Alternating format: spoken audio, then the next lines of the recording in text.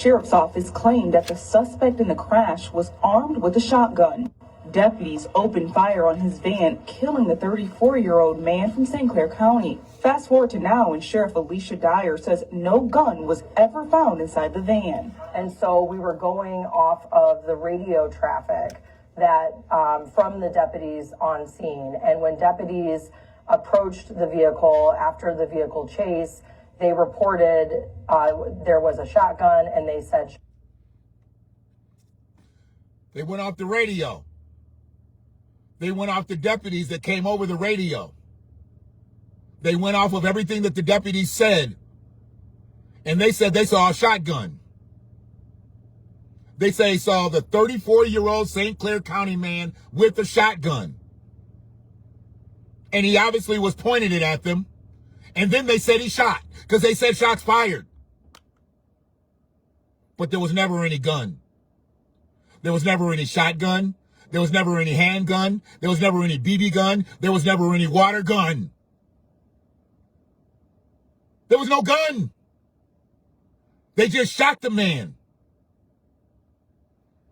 But it's over the radio that they saw a shotgun, and then they said shots fired.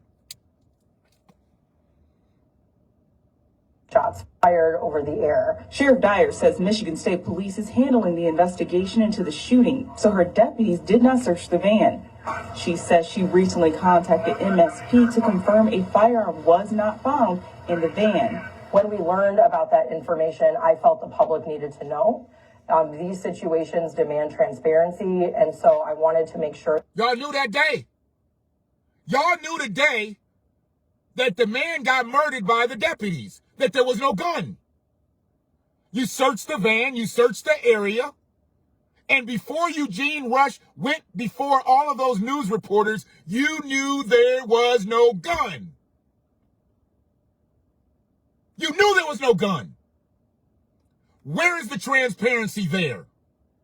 How can you call yourself a transparent unit if you know you found no gun and a gun was said to be found and shot by your deputies on the scene, and that's why they returned fire, thus killing the man?